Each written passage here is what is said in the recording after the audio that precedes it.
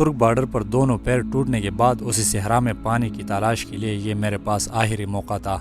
کہ اگر مجھے وہاں پانی مل گئی تو مجھے زندگی مل جائے گی، اگر وہاں پانی نہ ملے تو میں اپنی منزل کے الٹے سمت اتنا دور جا چکا ہوں گا کہ واپس آنا ایک خواب رہ جائے گا۔ اور گھٹنوں کی کنڈیشن دیکھ کر مجھے اندازہ لگ رہا تھا کہ پانی نہ ملنے کی صورت میں اس آبی مرغابیوں کے پاس ہی میرا لاش پڑا ہوا ملے گا۔ تقریباً آدھا گھنٹہ یا 40 منٹ مزید سفر کرنے کے بعد میں اس صحرا سے مکمل طور پر باہر کھلی میدان کی طرف نکلنے میں کامیاب ہو گیا، مگر آبی مرغابیاں جہاں بیٹھی تھی وہ جگہ مجھ سے کہیں دور تھوڑے سے فاصلے پر موجود ہے، مگر میرے گھٹنے جواب دے چکی ہے، اور وہاں پہنچنے کے لیے میرے ہاتھ میں لیے لاٹھی تک ہی میں اپنے ساتھ نہیں لے کر جا سکتا۔ اور دوسری بات یہ کہ نیچے زمین پر چھوٹے چھوٹے پتھر پڑے ہوئے ہیں، اور میں یہ لاٹھی آگے پھینک کر راستے سے پتھر ہٹا کر خود کے لیے نرم مٹی والا راستہ بنا کے آگے بڑھ رہا ہوں۔ خیر اب مجھے نہیں معلوم کہ وہاں تک پہنچنے کے لیے میرا کتنا ٹائم لگ چکا ہوگا، مگر اتنا بتاتا چلوں کہ وہاں تک پہنچنے کے لیے یہ میرا آخری ہمت تھا۔ اور جب میں وہاں پہنچنے والا تھا جہاں آبی مرغابیاں بیٹھی ہوئی تھی تو یہ جگہ تھوڑی سی اونچائی پر تھی، مطلب 2-4 فٹ اونچائی تھی، اور ایسا لگ رہا تھا کہ کسی نے پانی کو ایک جگہ ٹھہرانے کے لیے کوئی بند سا بنا دیا ہو، مگر مجھے ابھی تک کوئی چیز نظر نہیں آ رہا تھا۔ اور جب میں اس جگہ پر چڑھ گیا تو یہاں گدلے پانی کا تالاب موجود ہے جس میں سینکڑوں کی تعداد میں آبی مرغابیاں اور مختلف قسم کے پرندے پیاس بجھانے کے لیے آئے ہوئے موجود ہے۔ اور جب ان پرندوں کا مجھ پر نظر پڑ گیا تو ایک ہی رفتار سے پروں سے آواز نکالتے ہوئے یہاں سے اڑ گئی، اور میں نے اس گدلے پانی سے بڑے تالاب میں کسی جنگلی شیر کی طرح انٹری ماری، مگر میں اتنا پیاسا اور اتنا بےتاب ہوں کہ مجھ سے بیٹھ کر پانی نہیں پیا جا سکا، اور یہاں زمین پر لیٹ کر اپنا منہ اس گدلے پانی میں ڈبونے لگا۔ پانی اتنی گدلی ہے کہ اس میں کوئی چیز نظر ہی نہیں آ رہی، اور یوں میں نے پہلی بار اس طرح پانی میں منہ ڈبو کر پانی پیا، اور پھر درمیان میں تھوڑا وقفہ لے کر بیٹھ گیا کہ باقی پانی تھوڑی دیر بعد پی لوں گا، اور سوچنے لگا کہ جتنا بھی پانی پینا ہے یہاں سے پی لوں، آگے کیا پتہ پانی ملے یا نہ ملے۔ اور یہاں اس تالاب میں پرندوں نے اپنے پنجوں سے کافی غوطے مارے ہیں جس کی وجہ سے پانی مکمل طور پر گندی نظر آ رہی تھی، مگر یہاں تھوڑا سا بیٹھ کر جب یہ تالاب تھوڑا سا معمول پر آ گیا تو میں ایک مرتبہ پھر زمین پر لیٹ کر پانی پینے لگا، مگر صاف نظر آ رہا تھا کہ یہ تالاب پورا حشرات اور گندے کیڑوں سے بھرا پڑا ہے، اور یقین مانیے کہ جب میں نے اپنے ہاتھ میں پانی اٹھائی تو اس میں بے شمار کیڑے نظر آ رہے تھے، یعنی تھوڑی دیر پہلے میں نے اس گندے پانی کے ساتھ بہت سارے کیڑے نگل لیے ہیں، اور اب دل نہیں کر رہا تھا کہ یہ پانی پیو، مگر میری پیاس ابھی تک نہیں بجھی ہے، اور اگر آگے پانی نہ ملے تو میرے لیے سفر کرنا مشکل پڑ جائے گا۔ اور میرے پاس جو چادر موجود تھا وہ میں نے ڈبل کر کے اس پانی پر بچھایا، اوپر سے چادر کو فلٹر بنا کر باقی پانی پی کر خوب سیر ہو گیا، اور پانی پی کر مجھ پر یہ بات غیا ہو گئی کہ شاید میں 1-2 دن تک مزید زندہ رہ پاؤں گا اگر میرے گھٹنوں نے وفا کی تو، مگر پانی پینے سے مجھ کو ایسا ٹھنڈ لگنے لگا کہ ایسا کبھی برف میں چلتے ہوئے انسان کو کبھی نہیں لگا ہوگا، اور میرا وجود ٹھنڈ سے اتنا کانپ رہا ہے جیسے کہ میں ناچ رہا ہوں۔ اور یہاں بیٹھے بیٹھے میں نے یہ اندازہ لگایا کہ اگر میں 20 منٹ مزید یہاں پر بیٹھ گیا تو شاید ٹھنڈ سے مر جاؤں گا، اور اسی طرح مجھے یہاں مزید بیٹھنے کا موقع نہیں ملا، اور یہاں سے روانہ ہوا، مگر یہاں بھی ارد گرد بڑے بڑے پتھر پڑے ہوئے ہیں جس سے گزرنا میرے لیے ناممکن تھا، اور یوں ہر پتھر کے گرد گھوم کر آگے بڑھنے لگا، اور ٹھیک شاید 1 گھنٹہ گزر چکا ہوگا کہ میرے سامنے ایک چھوٹا سا پہاڑ موجود تھا جو کہ ختم ہو گیا، اور مجھے سامنے آبادی نظر آنے لگی، اور اتنی دور ہے کہ وہاں تک پہنچنے کے لیے شاید مجھے مزید 1 یا 2 دن سفر کرنا پڑے، مگر یہ آبادی دور ہونے کے باوجود میرے ہوشی دیکھنے لائق تھی، اور اس دوری کی پرواہ کیے بغیر آبادی کی طرف بڑھنے لگا، اور راستے میں مجھے کافی جگہ یہی ٹہرے ہوئے گندی پانی ملی، اور میں سمجھ گیا کہ شاید آبادی تک پانی موجود ہے، مگر میرے لوکیشن اور آبادی کے درمیان ایک صحرائی میدان موجود ہے جہاں جڑی بوٹیاں اور گھاس سرے سے موجود ہی نہیں، جو کہ یہاں سے مجھے نظر آ رہا تھا، مگر اور کوئی راستہ نہ ہونے کی وجہ سے مجھے یہ میدان کراس کرنا پڑے گا۔ آسمان میں سورج کا پوزیشن دیکھ کر اندازے کے مطابق دن کے 12 یا 1 بجا ہو گیا کہ میں اس میدان تک پہنچ گیا، اور اب تک میں نے جو راستہ طے کیا تھا نیچے زمین کی مٹی اتنی زرخیز تھی کہ جیسے یہاں کسی نے چاول اگائے ہو، مگر یہاں میدان تک پہنچ کر وہی زرخیز مٹی مکمل سوکھ کے جم چکی ہے، اور زمین اتنی سخت جیسا کو کوئی پتھر پڑا ہے، اور میرے دونوں گھٹنے آلریڈی زخمی ہیں، اور مجھے یوں لگا کہ میں اس میدان کو کراس نہیں کر پاؤں گا، اور بالکل ایسا ہی ہوا کہ جب میں نے اس میدان پر اپنے گھٹنے سے پہلا قدم رکھا تو مجھ سے برداشت نہیں ہو پایا، اور ایسا لگا کہ جیسے میں نے اپنا کوئی زخم کسی پتھر کے ساتھ کورید رہا ہوں، اور ٹوٹل 5 منٹ سفر کر کے گر گیا، اور یہاں پر بیٹھ کر ارد گرد کا معائنہ کرنے لگا، اور سوچنے لگا کہ اب تک تو اللہ تعالیٰ کو کوئی نہ کوئی مدد بھیجنا چاہیے تھا، اور یہاں بیٹھ کر میں دیکھ رہا تھا کہ مجھ سے کہیں دور ایک چرواہا کڑا اپنے بیڑوں کو چرا رہا ہے، جو کہ یہاں سے مجھے ایک تنکے کی طرح نظر آ رہا تھا، اور آنکھوں کی نظر سے صرف اتنا معلوم ہو رہا تھا کہ ہاں وہاں کوئی انسان کھڑا ہے اور اس کے سامنے کوئی سفید پتھر پڑی ہوئی ہے، مگر اس کا لگاتار جگہ تبدیل کرنے سے معلوم ہو رہا تھا کہ وہ ایک چرواہا ہے اور میرے ہی طرف بڑھ رہا ہے، کیونکہ وہ آہستہ آہستہ قریب ہوتا جا رہا تھا۔ اور یہاں بیٹھ کر میں اس کی طرف 1000 بار چلایا اور آوازیں دی، مگر وہ زیادہ دور ہونے کی وجہ سے میرے آوازوں کو نہیں سن پا رہا تھا، اور اس سے مجھے لگا کہ اگر اللہ نے اس کو مدد کرنے بھیجا ہوگا تو یہ میرے پاس خود آئے گا، اور وقت ضائع کیے بغیر اپنی منزل پر توجہ دینے لگا۔ مگر زمین سخت اور میرے گھٹنے پچھلے کے مقابلے میں شدید زخمی ہونے کی وجہ سے میں ایک قدم بھی آگے نہیں بڑھ سکتا، اور یوں میں اس میدان پر نیچے زمین پر لیٹ کر لیٹ اپنی منزل کی طرف کروٹ بدلتا رہا۔ اور آپ لوگ یقین نہیں کر پائیں گے کہ میں پچھلے 2-2.5 گھنٹے سے زمین پر لیٹ کر کروٹ بدلتا ہوا اپنی منزل کی طرف بڑھ رہا تھا، اور یہی آخری مقام تھا جب میرے دونوں پیروں کے ساتھ ساتھ میرے دونوں گھٹنوں نے بھی جواب دے دیا تھا، اور میں پچھلے 2.5 گھنٹے سے زمین پر لیٹ کر کروٹ بدلتا ہوا میرا سر چکرانے لگا تھا، اور مجھے خالی پیٹ الٹیاں آنے لگی، اور اس میدان کے آخری سرے پر مٹی کا ایک ڈھیر پڑا ہوا ہے جس سے آگے مجھے کچھ نظر نہیں آ رہا کہ آگے کا راستہ کیسا ہوگا۔ میں آپ لوگوں کو اتنا بتاتا چلوں کہ جب میں نے کروٹ بدلتا ہوا یہ میدان کراس کیا اور اسی مٹی کے ڈھیر کو پہنچ کر آگے دیکھنے لگا تو آبادی تک پہنچنے کے لیے آدھا راستہ صحرائی میدان اور آدھا راستہ ہری گھاس والی جگہ پر مشتمل ہے، اور یہی وہ مقام تھا جب میں اسی مٹی کے ڈھیر تک پہنچ گیا تو وہ چرواہا مجھ تک پہنچ گیا اور تھوڑا دور کھڑا میری طرف دیکھ رہا تھا، اور میں نے اس کو آواز دی تو وہ میرے پاس ہی آ گیا، اور اس کے پاس 3 عدد ہونہار کتے بھی موجود تھے جو کہ آتے ہی میرے ارد گرد لیٹ گئے۔ 2 دن پہلے مجھے جو چرواہا ملا تھا وہ کوئی اور تھا، اور یہ کوئی اور ہے، اور یہ بھی ایک کرد باشندہ ہے مگر ترکش زبان بول رہا تھا جو کہ مجھے بالکل سمجھ نہیں آ رہی تھی، اور مجھ سے مخاطب ہو کر لگاتار اپنی زبان میں کچھ کہہ رہا تھا جو کہ مجھے بالکل سمجھ نہیں آ رہی تھی، اور میں بار بار اپنے پیروں کی طرف اشارہ کر کے اس کو کہہ رہا تھا کہ میں ایک زخمی مسافر ہوں، میرے لیے گاڑی یا گھوڑے کا انتظام کرو، اور وہ مجھے کہہ رہا تھا کہ گاڑی یہاں تک نہیں آ سکتی اور گھوڑا میرے پاس موجود نہیں، تم آگے جا بھی نہیں سکتے ہو کیونکہ آبادی تک پہنچنے کے لیے راستے میں ایک ندی آتی ہے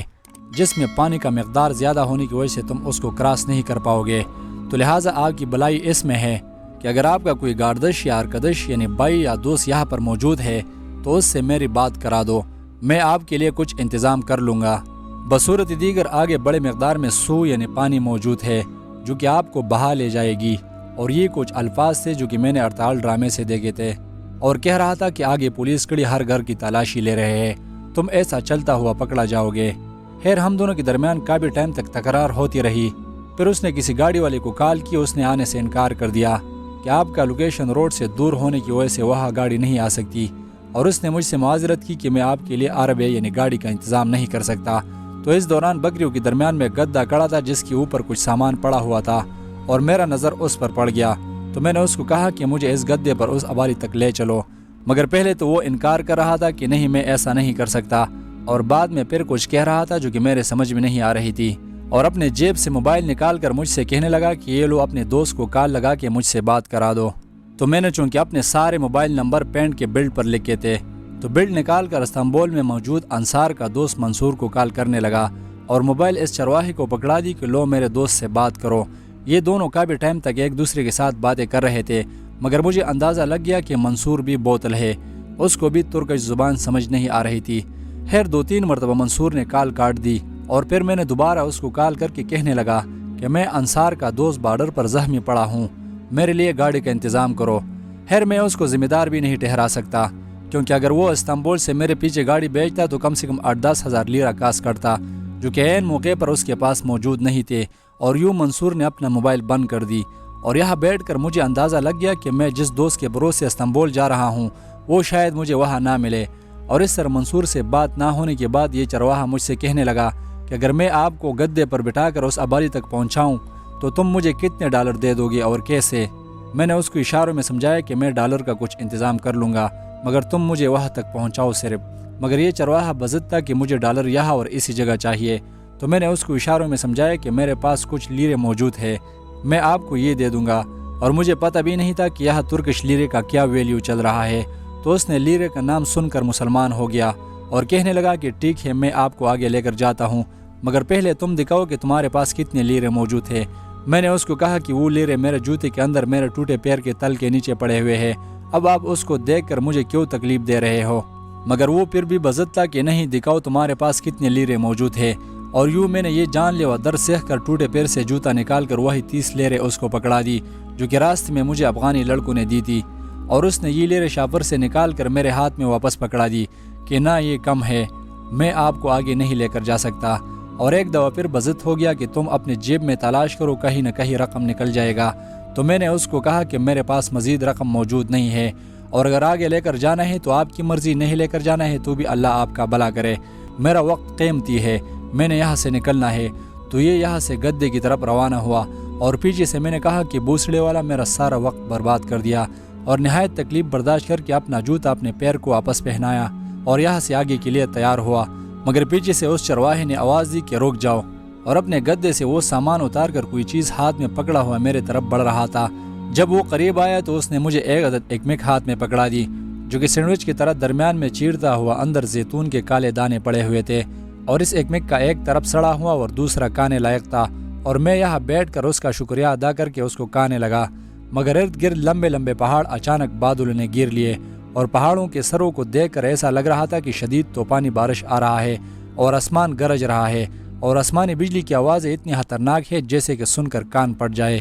خیر یہاں بیٹھ کر میں نے اس روٹی سے 2 نوالے کھائے، مگر زیادہ بھوکا ہونے کی وجہ سے مجھے نگلنے میں دشواری پیش آ رہی تھی اور دل خراب ہو رہا تھا، تو میں نے مجبوراً وہ روٹی اپنی چادر میں باندھ لی اور سوچنے لگا کہ میرے پاس اگلے 2 دنوں تک خوراک وافر مقدار میں موجود ہے، اور یہ چادر اپنے کاندھے کے ساتھ باندھ کر ایک دفعہ پھر سفر پر روانہ ہونے کے لیے تیار ہوا، اور 2-4 قدم لیتے ہی میں گر گیا کیونکہ میں گھٹنوں سے مزید نہیں چل پاؤں گا، اور یہاں اب نیچے زمین پر پتھروں کی طرح ٹھوس مٹی جگہ جگہ پڑی ہوئی ہے، جس کی وجہ سے اب میں زمین پر لیٹ کر کروٹ بدلتا ہوا بھی آگے نہیں بڑھ سکتا، اور آسمان کی طرف دیکھ کر ایک لمبی آہ بھر لی کہ یا اللہ تم نے میرے علاوہ کسی اور سے بھی ایسا امتحان لیا ہوگا۔ ارد گرد پہاڑوں کے سروں سے وہی بارش ہوتا ہوا صحرائی میدان میں داخل ہو گیا، اور کسی بڑے اندھیرے کی طرف میری طرف بڑھ رہا تھا، اور دیکھ کر مجھے یہ اندازہ ہونے لگا کہ یہ طوفانی بارش ہے، اور دیکھتے ہی دیکھتے یہ بارش کا تو 5 منٹ تک مجھ تک پہنچ گیا، مگر یہ بارش نہیں تھا، بارش کے بوندوں کے ساتھ نہایت بڑے بڑے اولے برس پڑے،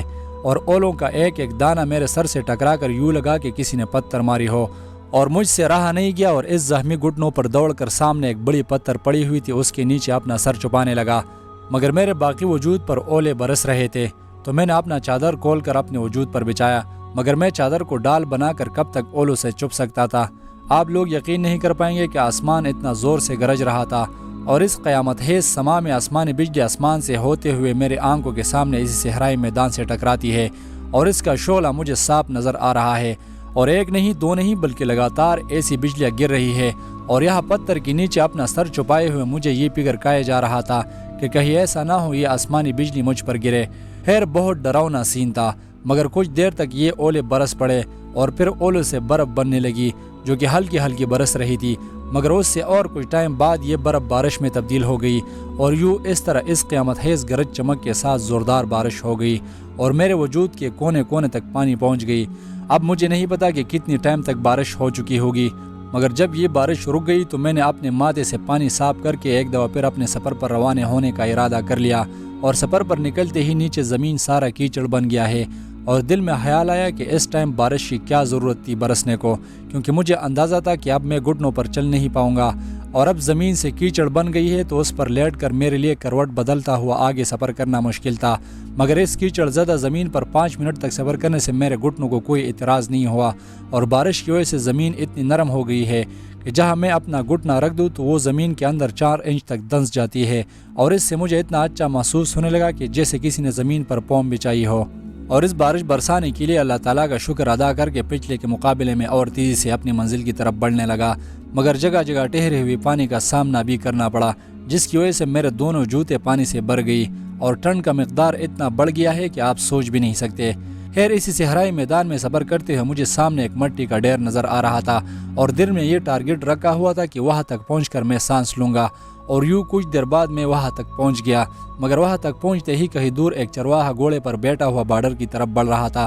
تو میری نظر اچانک اس پر پڑی، بہت چلایا، مگر وہ بہت زیادہ دور ہونے کی وجہ سے میری آواز اس تک نہیں پہنچی، اور یہاں پر سانس لیے بغیر اپنی منزل کی طرف بڑھنے لگا، اور یہاں سے دیکھ کر یوزونیازی گاؤں کی آبادی کہیں دور بالکل سامنے مجھے نظر آ رہی تھی، اور اتنی دور کہ اس گاؤں کے گھروں کے دروازے اور وہاں چلتے پھرتے انسان مجھے یہاں سے نظر نہیں آ رہے تھے، اور مجھے نہیں پتا تھا کہ وہاں تک پہنچنے کے لیے مجھے مزید کتنا وقت اور ہمت درکار ہوگا، اور اسی جگہ پر اللہ تعالیٰ کا کوئی ایسا بندہ موجود نہیں ہے کہ مجھے اس انسانوں کی آبادی تک پہنچا سکے۔ اور اسی دوران سفر کرتے ہوئے میں اسی مٹی کے ڈھیر تک پہنچ چکا تھا، مگر جب میں اس مٹی کے اوپر چڑھ گیا تو نیچے پانی کا ایک گہرا نالا موجود ہے جو کہ پانی سے بھرا ہوا آگے کی طرف بہہ رہا تھا، اور میرے لیے یہ پار کرنا مشکل تھا، مگر ارد گرد گھومنے سے مجھے ایک ایسی جگہ مل گئی کہ جہاں چرواہوں نے بوریوں میں مٹی ڈال کر ایک پل سا بنایا ہوا تھا، مگر ایک عام انسان اس سے آگے کود کر پار ہو سکتا تھا، مگر میں چونکہ معذور تھا تو ہمت کر کے اس پانی میں غوطہ لگانا پڑا، اور یوں اس نالے کو پار کر کے بہت سارا سفر کر کے عصر کا ٹائم ہو گیا تھا، اور مجھے کہیں دور ایک چرواہا نظر آ رہا تھا جو کہ ایک تنگے کے مانند یہاں سے نظر آ رہا تھا۔ اس نے کالے کپڑے پہنے ہوئے تھے اور اپنے بیڑوں کو ایک جگہ اکٹھا کر کے کھڑا تھا، شاید بارش اور ٹھنڈ کی وجہ سے اس نے ایسا کیا تھا، یا یہ اس کے گھر جانے کا ٹائم تھا، مگر میں یہاں سے دیکھ رہا تھا کہ اس کے ساتھ ایک گدھا بھی موجود ہے جس کے اوپر اس نے ایک سفید چادر بچھائی ہوئی تھی، اور ہوا کی جھونکوں کے ساتھ کبھی کبھی اس کے چلانے کی آوازیں اور مارتی ہوئی سیٹیاں مجھ تک پہنچ جاتی، اور اس سے میں نے یہ اندازہ لگایا کہ اگر میں اس کو پکاروں تو یقیناً میرا آواز بھی اس تک پہنچ جائے گا، اور یوں مدد کی پکار میں نے ایک دفعہ پھر اس کو چلانا شروع کیا، مگر اس نے میرے آواز پر کوئی نوٹس نہیں لیا، اور مجھے شک ہونے لگا کہ شاید وہ مجھے دیکھ نہیں پا رہا ہے، تو ایک اونچی سی جگہ پر چڑھ کر دوبارہ اس کو اشارے دینے لگا اور چلانا شروع کیا، مگر وہ بہت دور کھڑا تھا، اور مجھے شک سے ایسا محسوس ہو رہا تھا کہ انسان کھڑا ہے۔ اس دوری کی وجہ سے مجھے اندازہ نہیں لگ رہا تھا کہ آیا وہ میری طرف دیکھ رہا بھی ہے یا نہیں۔ خیر اس نے میرے بلانے پر کوئی نوٹس نہیں لیا، یا شاید اس تک میری آواز نہیں پہنچی ہو، اور میں ایک دفعہ پھر نا امید ہو کر روانہ ہوا۔ اس دوران کچھ دیر تک چل کر مجھے ایک اور پانی کے نالے کا سامنا کرنا پڑا، اور اس سے پار ہو کر ایک ایسی زمین شروع ہو گئی جیسے مجھے لگا کہ اس میں کسی نے گندم اگائے ہو، کیونکہ گندم کے ہوشے نظر آ رہے تھے، اور یہ مٹی زرخیز تھی تو ہو سکتا ہے کہ کسی نے یہاں کھیتی آزمائی ہو، مگر اس کھیتی والی زمین کے درمیان تک پہنچ کر کہیں دور ایک چرواہا اپنی بکریاں لے کر میری طرف بڑھ رہا تھا، اور اس کو دیکھ کر میں خوش ہو کر مطمئن ہو گیا کہ ہاں چلو اللہ تعالیٰ کی مدد آنے والی ہے، مگر وہ میرے قریب کہیں دور پہنچ کر وہاں سے الگ سمت میں مڑ گیا، اور یہاں میں اس کے انتظار میں بیٹھا ہوا تھا اور چلا چلا کے آوازیں دینے لگا۔ وہ خود تو نہیں آیا، مگر اس کے پاس 3 عدد کتے موجود تھے جو کہ بڑے سپیڈ سے میری طرف بھونکتے ہوئے بڑھ رہے تھے۔ کچھ ٹائم تک تو مجھے ایسا لگا کہ یہ کتے اتنی دور سے میرے لیے یہاں نہیں آئیں گے، مگر قریب پہنچ کر مجھے اندازہ لگ گیا کہ وہ میرے اندازے سے زیادہ بہادر اور ہونہار ہے، اور میرے پاس موجود لاٹھی کو ہاتھ میں مضبوطی سے پکڑنے لگا کہ چلو جو ہوگا دکھ جائے گی، اور یوں یہ 3 عدد کتے اتنی دور سے مجھے کاٹنے کا رس سے میرے پاس آئے، اور قریب پہنچ کر 2 کتے تھوڑے دور کھڑے بھونکنے لگے، اور ایک کتا جو کہ بڑا بہادر میرے پاس آ کر مجھ پر حملہ کرنے لگا، مگر میرے ہاتھ میں لاٹھی دیکھ کر اس کو اپنی جان بھی پیاری تھی، مگر پھر بھی میں اس کی بہادری کو داد دیتا ہوں۔ آدھا گھنٹہ گزر گیا اور یہ اسی طرح مجھ پر حملے کر کے بھونک رہا ہے، اور میں یہاں بیٹھا ہوا اس کے منہ کو تک رہا ہوں، اور آخرکار وہ 2 عدد کتے جو کہ تھوڑے دور کھڑے تھے بھونکتے بھونکتے تک کر واپس چلے گئے، مگر یہ بہادر کتا مجھے کائے بغیر واپس نہیں جانے والا تھا، اور یہاں ایسا ڈرامائی سین ہو رہا ہے کہ جب میں چلنا شروع کروں تو یہ کتا پیچھے سے حملہ کرتا ہے، اور جب میں یہاں بیٹھا رہوں تو وہ پاس ہی کھڑا بھونکتا تو ہے مگر کاٹ نہیں رہا تھا، اور میں اس کو بار بار کہہ رہا ہوں کہ بوسلے والا میرا ٹائم ضائع نہ کرو، میں بڑی لمبی منزل کا مسافر ہوں، اور اس کتے کو پتھر مارنے لگا جس سے وہ اور بھی غصہ ہو گیا، اور پھر مجھے خیال آیا کہ میں نے سنا ہے کہ کتا نمک حرام نہیں ہوتا، اور میرے پاس پہلے سے موجود روٹی جو کہ چرواہے نے دی تھی اور اب گیلی بھی ہو چکی ہے، اس سے ایک ٹکڑا توڑ کر کتے کے سامنے ڈال دی جو کہ اس نے بڑے مزے سے کھا لی، مگر بھونکنے سے باز نہیں آیا، تو میں روٹی کا ٹکڑا توڑ کر اسے کہیں دور پھینکتا، اور جب کتا اس کو لینے چلا جاتا تو میں اپنا سفر جاری کرتا، مگر وہ پھر سے پیچھے سے حملہ کرتا، اور یوں میرے پاس موجود ساری روٹی اس کتے نے کھا لی، اور بھونکنا تو بند کر دیا مگر پھر بھی میرے پاس ہی کھڑا تھا، اور کچھ دیر بعد مجھ سے تھوڑا دور جا کر بھونکنے لگا، اور پھر اس سے اور کچھ دیر بعد تھوڑا اور دور جا کر بھونکنے لگا، اور اس طرح ہوتے ہوئے وہ مجھ سے بہت دور جا کر پھر بھی وہاں سے میری طرف بھونک رہا تھا۔ اس ٹائم تو مجھے اندازہ نہیں تھا، مگر بعد میں اس بات کو سوچنے پر مجبور ہو گیا کہ یہ اصل میں اللہ تعالیٰ کی مدد تھی جس میں اس کتے کا نہایت اہم کردار تھا، اور یوں اس کتے کا میری طرف بھونکتے ہوئے آس پاس سارے چرواہے شک میں پڑ گئے کہ وہاں کیا خطرہ موجود ہو سکتا ہے۔ اس کتے کے دور جاتے ہی میں نے اپنا سفر جاری رکھا تھا، اور ایک ایسی جگہ پہنچا جہاں زمین پر چھوٹے چھوٹے ہری گھاس کھڑی تھی اور دور دور تک میدان پھیلے ہوئے تھے، مگر یہ عصر کا ٹائم ہے اور میں اب بھی آبادی سے بہت دور پڑا ہوں، اور آج رات شاید مجھے یہاں کوئی غار بھی نہ ملے رات گزارنے کے لیے، مگر پھر بھی ہمت نہیں ہارا اور اس گھاس پر لیٹ کر اسی طرح کروٹ بدلتا ہوا آگے بڑھ رہا تھا۔ اور جس جگہ گھاس کے بیچ میں جگہ جگہ چھپی ہوئی پانی موجود تھی تو وہاں میں گھٹنوں کے بل چلتا تھا۔ خیر کافی صبر کرنے کے بعد مجھے پانی کا ایک گہرا نالا مل گیا جو کہ شاید میں کراس کرنے میں ناکام رہوں، اور ارد گرد بھٹکنے لگا اور کہیں پل تلاش کرنے لگا، کیونکہ وہ اتنا گہرا نالا تھا کہ اس سے ایک سلامت انسان بھی نہیں گزر سکتا تھا، اور مجھے معلوم تھا کہ یہاں کہیں نہ کہیں پل ضرور موجود ہوگا۔ اور یوں اس طرح ادھر ادھر بھٹکنے سے میرا ایک طرف نظر پڑ گیا کہ ایک باپ اور بیٹا ساتھ میں 2 عدد کتے لیے میرے طرف بڑھ رہے ہیں۔ قریب پہنچنے سے اندازہ لگ گیا کہ یہ وہی چرواہا ہے جو کہ اپنے بیڑوں کو ایک جگہ جمع کیے کھڑا تھا، مگر وہ ابھی بھی مجھ سے تھوڑا دور تھا، اور یہاں سے میں دیکھ رہا تھا کہ اس کے ہاتھ میں ایک لمبی لاٹھی بھی موجود ہے۔ تھوڑی دیر تک میں ڈر سا گیا کیونکہ میں ایک انجان انسان اور غیر قانونی طریقے سے کسی کے ملک میں داخل ہو چکا تھا، مگر اس نے پیچھے سے آواز دی کہ ارکدش رک جاؤ، اور یوں میں یہاں رک کے بیٹھ کر اس کی طرف دیکھنے لگا۔ قریب آ کر دیکھنے سے معلوم ہوا کہ وہ ایک 30 سالہ جوان ہے جس کی لمبی داڑھی اور اتنا خوبصورت کہ اس کی چہرے سے نور ٹپک رہی تھی، اور آتے ہی پہلے میرے گھٹنے چیک کر کے ہاتھ لگایا اور سر ہلانے لگا کہ او ہو، اور بعد میں پوچھنے لگا کہ تم کون ہو اور یہ تمہیں کیا ہو گیا ہے؟ تو میں نے اس سے کہا کہ میں ایک مسافر ہوں اور میں پچھلے 3 دنوں سے اس صحرا میں پڑا ہوا ہوں۔ لیڈیز اینڈ جنٹلمین، اپنے بیڈ پہ بیٹھ کے میں آپ کو ایک مشورہ دے رہا ہوں۔ ہر اونچائی پر چڑھنے کے لیے آپ کو پہلے کودنا ہوگا،